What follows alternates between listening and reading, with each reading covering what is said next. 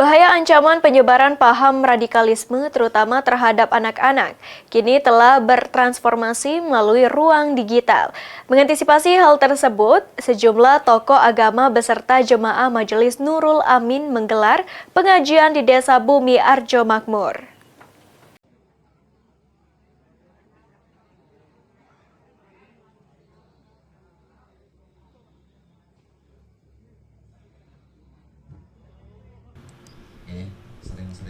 Menurut Ketua Yayasan Pendidikan Islam Dar Ali wa Fatimah, sekaligus pemimpin Majelis Nurul Amin, pendekatan dialogi seperti ini merupakan salah satu upaya yang efektif dalam menciptakan hubungan yang harmonis antara masyarakat dengan para ulama.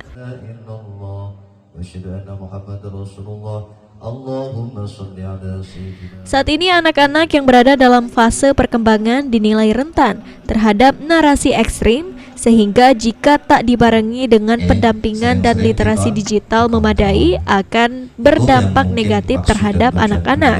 Terutama pemahaman-pemahaman yang sifatnya radikalisme ini perlu juga diantisipasi.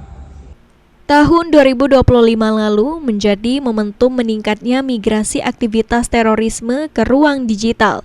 Tren rekrutmen terhadap anak dan pelajar dilaporkan mengalami peningkatan dibandingkan tahun sebelumnya, sehingga diperlukan kewaspadaan ekstra dari seluruh elemen masyarakat.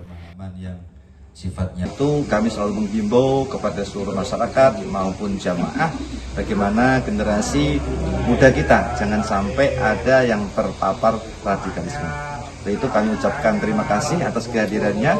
Semoga dengan kegiatan ini diharapkan agar seluruh unsur masyarakat dapat terus bersinergi bersama dengan seluruh elemen bangsa dalam menjaga peraturan, kedamaian, dan keamanan di wilayah Sumsel, khususnya dalam menyambut datangnya bulan suci Ramadan.